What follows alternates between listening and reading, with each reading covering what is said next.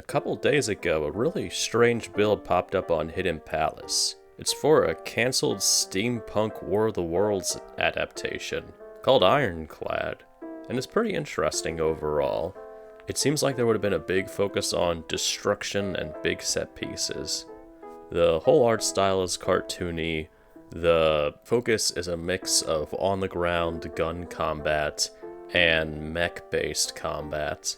I want to just run down this because I didn't even know about it till now. I'm sure a lot of other people didn't as well, but it seems like it was being fully prepped for some sort of showcase. Ironclad was apparently being made by the Workshop Entertainment. The build itself is more or less a tech demo. You have a few selectable options, ranging from a couple of playable demos, a test arena, and a trailer. Trying to dig into the files with UPK Explorer doesn't work, unfortunately, and I couldn't get much out of the localization files.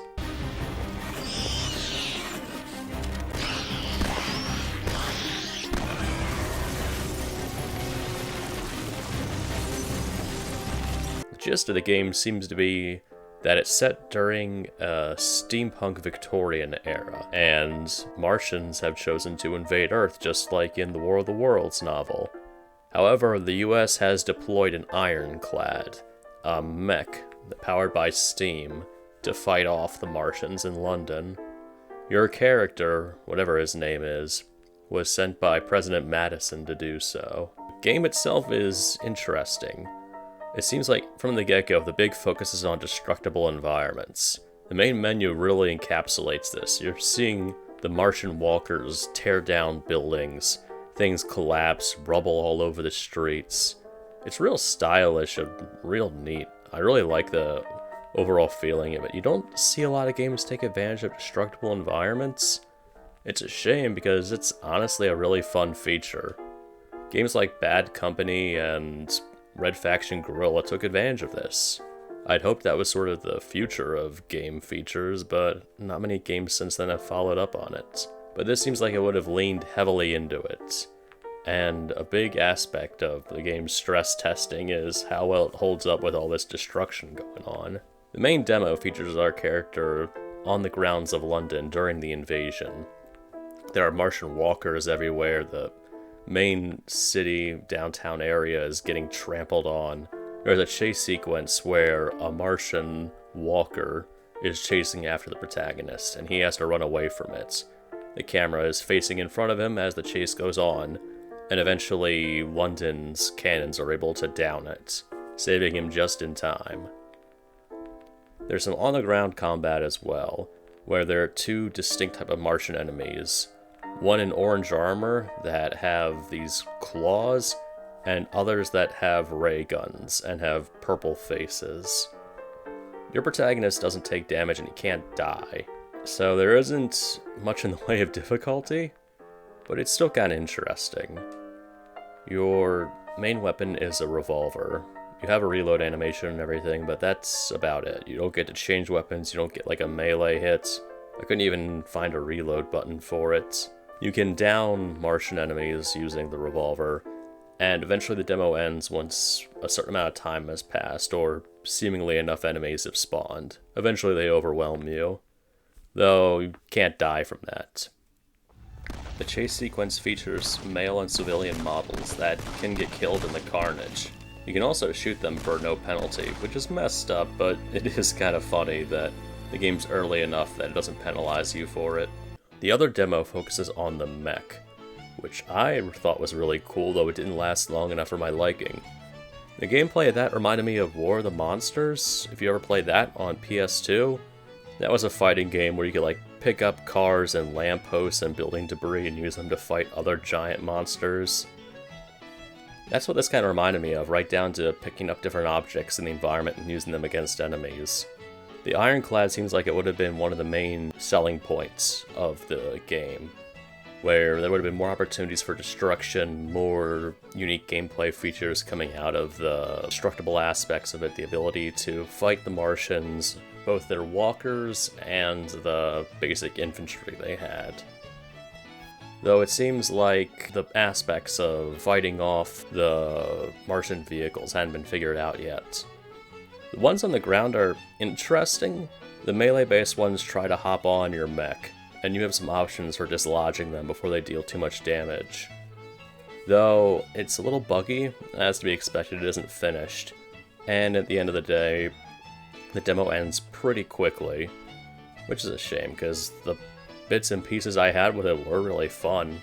The mech combat seems to be the most fleshed out part of Ironclad. There are more sound effects for it, the health for your mech can actually lower, though you can't die as a result of it, and it seems like more combat opportunities were made for it. You can really see this in the test arena, which is also called the Pete Arena in the menu for some reason. But it works well, to a degree that is. The gameplay again reminds me a lot of War of the Monsters. There's a focus on destruction, on knocking down buildings, on using debris and props as weapons. You can even spawn what look like Martian mechs as well, not just the walkers like from War of the Worlds, but mechs similar to your own. And you would have combat with them. They'd punch you, you'd punch them, you could throw them, you could use special abilities on them like this wrecking ball move. Again, reminds me of War of the Monsters in a good way. What stands out about the test arena in particular is this set piece involving a bridge. You knock it down, there's a pretty impressive destructive sequence, then a very intense music track plays. I'm guessing this would have been a pivotal or important moment in a level that they were testing out.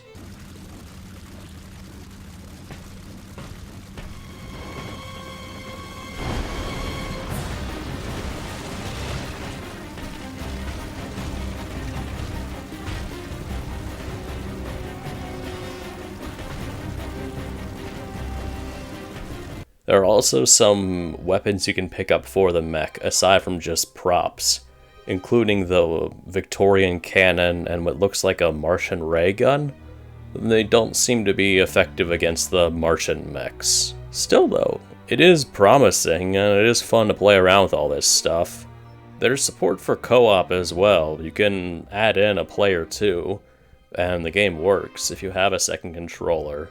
If you try to add another player on top of that, it doesn't work, so I'm assuming they were testing around to make this a co-op game as well. And the reference to a co-op arena definitely confirms this, though the problem with that is that you can't select it, not even in the pause menu. If you go into the debug menu, you can also find options for changing the lighting, for enabling God mode, and so on. This was very rough again, very much for testing, but it's cool to see all the different features under the hood. The trailer itself is interesting because it shows they had a lot of plans for this game. A website that I don't even know if it's still up. They were going to use AC/DC for the main trailer song. There's some scenes in the trailer that don't happen in the tech demo, so I'm guessing those were either unreleased or they just were scripted purely for show. Because if you've played the demo and then you try out the trailer, it's clear that they're really focusing on the stuff that actually worked. The rest of it's pretty rough. Though again, it's an admirable effort. I think it's really cool what they were working on here. Apparently the demo was built with Unreal Engine 3. Though again, we can't go through any of the files yet. There's still some things that need to be, I guess, figured out there, because the game, as far as I know, wasn't even announced. Though it seems like they were putting their hopes on this game. The videos for the tech demo don't really work within the build. You can play them, but they appear very glitchy. Fortunately, they can also be accessed as WMV files, and they play just fine that way. This also includes the opening credits for the build itself. I'm not sure what sort of market this game would have. Steampunk games are always tricky to figure out. Stuff like BioShock Infinite or Dishonored is usually the exception. They can be hit or miss, even though I kind of like that design, that atmosphere. I mean, look at The Order 1886 as an example of a steampunk game that didn't do too well. But maybe the Destructible aspects would have drawn people in. I certainly would have played it for that. That sounds like a really fun way to set the game apart. And it seems like that would have been one of the big selling points. But I'm glad at least it came to light. It's a shame that nothing came of the game. It doesn't seem like it got very far with being pitched to studios. Maybe it was just too rough for them. I don't know, maybe with some more time, some more polish, this could have turned out to be something really interesting. I'm glad we can explore it now, but it's a shame it never got the chance to really shine, or to tell the story it wanted to tell.